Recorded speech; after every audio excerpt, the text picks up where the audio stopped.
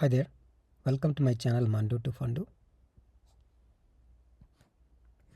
In this video, I'm going to discuss about the solution for finding the lowest common ancestor of a given two nodes in a binary tree.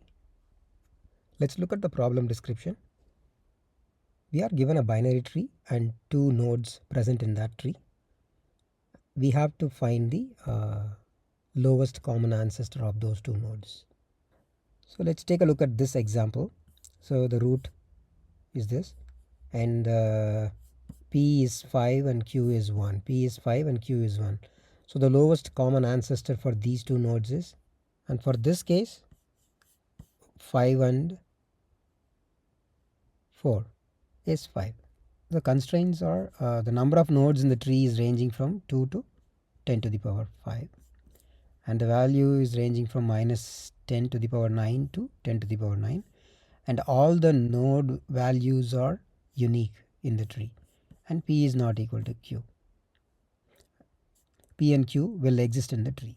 So we'll take a look how to solve this problem, and let's take this sample input. So in this, the node P is 6 and Q is 4. P is 6 and 4. So the common ancestor is the node which is the lowest node which is common. So the 5 is the lowest node common to both 6 and 4. So we have to return 5. So how we can do that? So basically we can do the tree traversal, especially the post order traversal. So as we come back after processing the leaf node, when we come back to the root, at that time we can check whether the interested nodes are found or not. Depending on that, we can take action. So first we initialize the ancestor pointer to nil, and then we do post order traversal. So post order traversal is first the children nodes are visited, then the parent. So whenever the parent node is processed, we have to check whether the interested node P and Q are found in the leaf node. So basically that found status will be propagated back to the root. So if both the nodes are found and the ancestor is not yet set, that is still nil, in that case we assign the current current parent node's pointer. For example, for this input case, 6 and 4 are the interested node. So when we do the post order traversal, first we do visit all 6. So when we come back here, the node P is found status will be propagated to 5 as true, and then there is a right child exists. So first we visit the right child. So we come down here and it sees there is a left child, so it visit first here. Here the node's value doesn't match with either P or Q, so it returns the status as false. But when it visits the right child, it reports back saying that I have seen Q. So only Q found is true and P found is false is propagated back to this node. Then this node in turn propagate that information back here. So here what information it will pass? P found is false, Q found is true. This node pass P found is true, Q found is false. So when both the values received by the node 5, it sees on one side P is found, on the other side Q is found. So what it will does, it will check whether the ancestor is set already or not. If it is not set already, this node is assigned to the ancestor, and then that value will be propagated. The PQ found status will be in turn propagated here. Then finally the root node check whether the ancestor is set. If it is set, then it immediately this will call right child. The right child will check the ancestor is already set. So it doesn't have to do any further processing because the P and Q are already found. So it will immediately return back, and from here we return back to the main function. So finally the ancestor is assigned with the node 5. So the basic idea is do the post order traversal and then propagate the PQ found status back to the parent, and whoever sees that P and Q found true first time, that node will set the ancestor node value and then propagate all the way back to the root. That's the idea. Let's look at the flowchart. Input for this procedure is pointer to the root node and then child nodes P and Q and the pointer to an ancestor. First we initialize the P found and Q found variables to false. Then we check if the root node is null. If so, we immediately return, and or else we check whether the ancestor is set already. If so, we already found the ancestor for the node P and Q. Otherwise, we make a recursive call to process the left subtree of root.left, and then we pass the PQ and ancestor. So when this function returns back, it will return the status whether it found the either P or Q or both found in that left subtree. So we have to perform the logical OR operation of that return status with the P found and the Q found variables. And then next we make a recursive call to process the right subtree. Same thing we have to do. We do perform the logical OR operation of the status with the Q found and P found variables. Once that is done, we check whether the root val is equal to the one of the two nodes value P, for example first node P dot val. If so, we mark P found as true.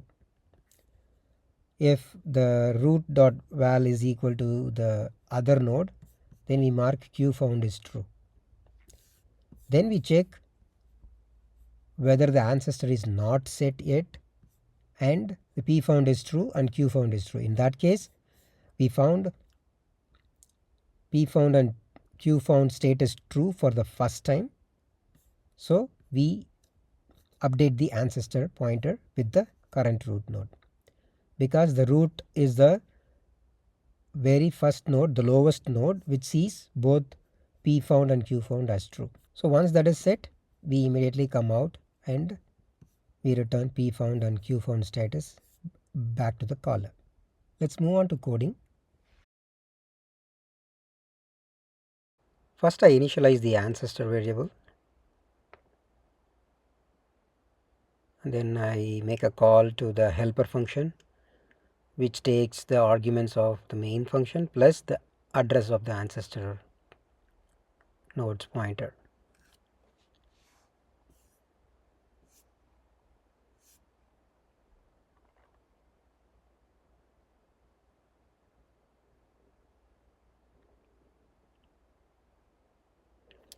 Next I'm going to write the helper function.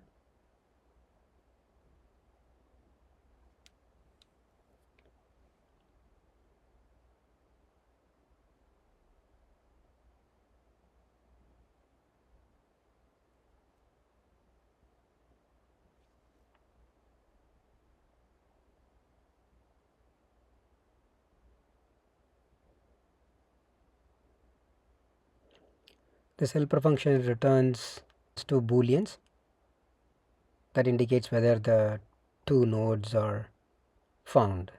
Inside the function, first I initialize that P found and Q found variables to false, and then I check the root node is null. If so, I return immediately.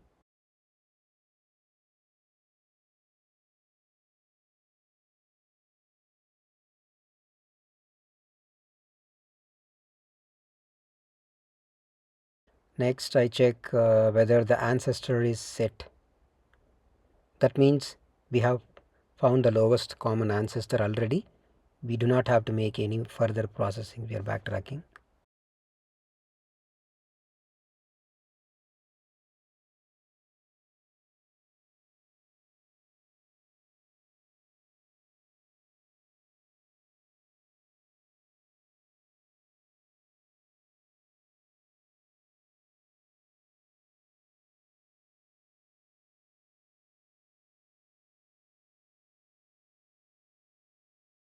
Next I make a call to process the left subtree. So that function, whatever the value that returns, is received in these two variables, left found p and left found q, indicates whether the p and q are found in the left subtree or not.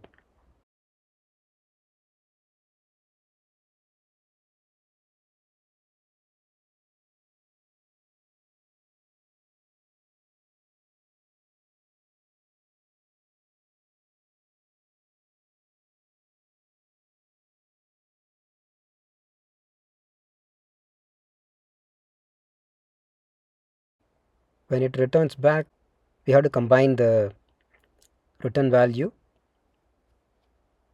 So we do perform the logical OR operation of the returned value with the current p found variable, so that the found status will be carried back to the root. Next I'm making a call to process the right subtree. So the return value will be received in the right found p and right found q variables, and we do the logical OR operation for with these variables as well.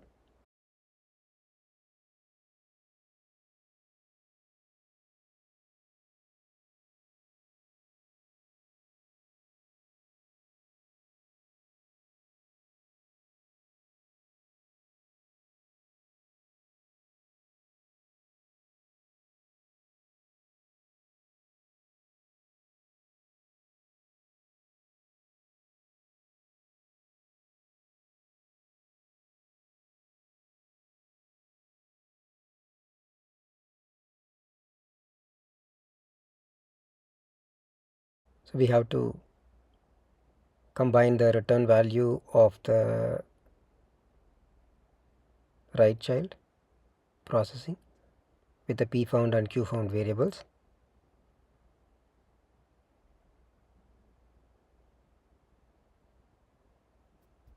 Once this is done, then I check whether the root value is equal to the node p's value.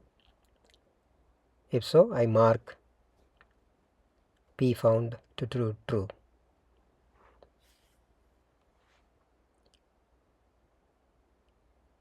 Similarly, if the root value is matching the node q's value, then I mark node q is found.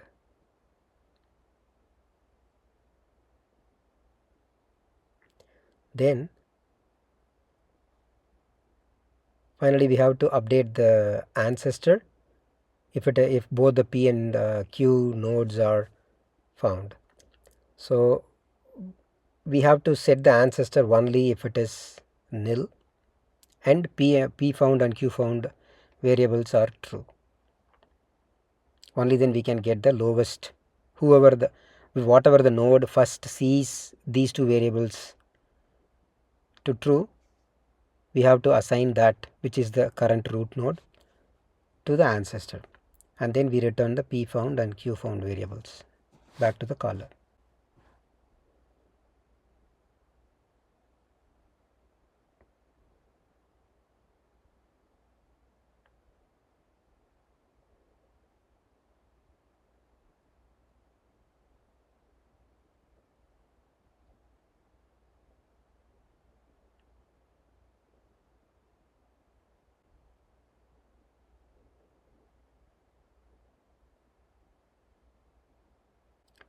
Next I'm going to run the test cases.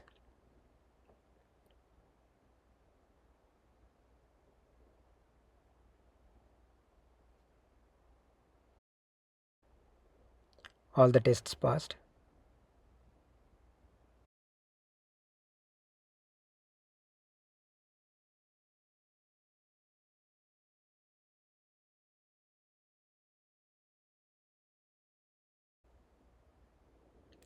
Next I'm going to submit this program.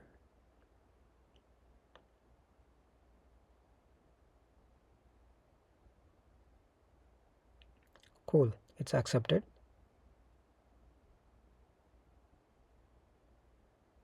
Next I'm going to do the code walkthrough with sample input. We have the input tree root and the nodes P is 6 and Q is 4. We have to find the lowest ancestor for these two nodes, which is 5. So the lowest ancestor for 6 and 4 is 5. So let's see how we found that ancestor. We basically do the post order traversal on this tree, and so we first hit the root node and we see the left. Before we going there, initially the P found is false and Q found is false, ancestor is null. So we haven't seen that those two nodes, so and also the ancestor is not yet found. So first there is a left child exists, so immediately we try to process the left child.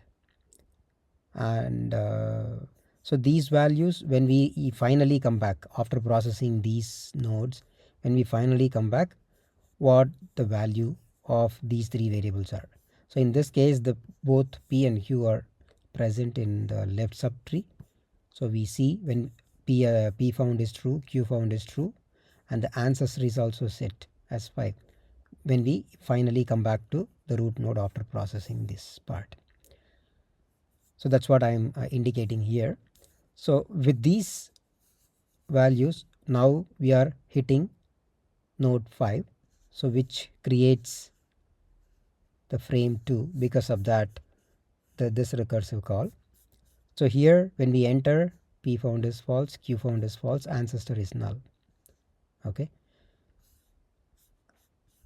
this value indicates after processing this left and right what these three variables value will be. So because for this node child subtrees have both the nodes, so that's why we see both the P found and Q found is true, and ancestor is that node root node itself. Okay, so because this root node has the left child, it makes a recursive call to process that left child. So when that processing happens at the beginning, P found is false, Q found is false, ancestor is null. But then we check whether the root val is equal to P val, which is true. So we set P found to true, and it is not equal to the node Q's value, so it is still will be left as false. And this condition is not true because Q found is still false. So only P found is true. That's what we are seeing when we leave this node. Okay, and when we after doing that, when we come back, this node still sees that there is the right child exists, so it will process that right child. So frame 4 is created. So when the frame 4 is created, it has the P found and the Q found false, ancestor is still null. But when it leaves, it has Q found true because this node in turn process these two nodes. So that's what the frame 5 and 6 will be created for. So before we reach this leaving state, it has to process the left, so which forms the frame 5. In this case, P found and Q found are false, ancestor is null. At the same time, when it leaves back to the node 2, it did not see both this node and this node, so still p found and q found is false, so it goes back. And then it processes the right child. So when we come in, the right child do not have any further childrens. So we come to this portion. Here the root val.qval is equal to true, equal. So we set the q found to true. That's what the frame 6 is doing. The q found is set to true and it return backs to the node 2. So which we see that the node 2, when we process the node 2 here, the return state, leaving state, the q found is seen as true. And by the time when we come to the node 5, this node returns q found as true. This node had returned p found as true. So that's why when these two values are combined, p found and q found is true, and we come here, ancestor is still null and p found and is true and q found is true. So this condition is met. So we set the ancestor node to root, which is the node 5, and we returned the p found q found status back to the node root node 3. So what this will do, it has still the right child. So we go ahead and process the right child. So when we reach, when we make a recursive call to process the node 1, first thing what we do is the root is checked for null, that is not true. So we go ahead and check whether the ancestor is set already, because we already found node 5 as the lowest common ancestor for these two nodes and the ancestor is set. We immediately return back without making a recursive call to process these two nodes. Basically we are backtracking from this node to save time because the solution is already found. Finally, when it returns back, this node will in turn return back to the lowest common ancestor function. Where this ancestor is set, we return that ancestor back to the main program. Next, I'm going to do the time and space complexity analysis for this solution. Let's do the time complexity analysis. The number of traversal that needs to be done in the tree is determined by the position of node P and Q. Okay. So let's take a look at this case. The first case is node P is 6 and node Q is 4. So they both present in the left subtree of the root. So in this case, how many nodes we do traverse? So 1, 2, 3, 4, 5 and 6. We have to traverse 6, and also here also we have to do totally probably 7, but here we backtrack. So let's see, let's keep it simple. So we have to traverse these 6 nodes. Okay, but for the case here, the P is 6 and Q is 8. P is 6 and Q is 8. In this case, we have to traverse the entire tree, which contains 9 nodes. So we have to traverse all the 9 nodes if both the P and Q are present at the extreme edges of the tree. So in that, basically in the worst case, we have to traverse the entire tree, the number of elements in the tree, so which is order of n. Next, let's do the space complexity. Here we are not allocating any additional space, we are using few variables, but internally we use stack space for each recursive function call is made. So at any point, the maximum number of active frames is log n, the height of the tree. So in this case 1, 2 and 3, log n base 2, log 9 base 2, which is 3 approximately. So the space complexity is order of log n. Thanks for watching this video. Have a great day.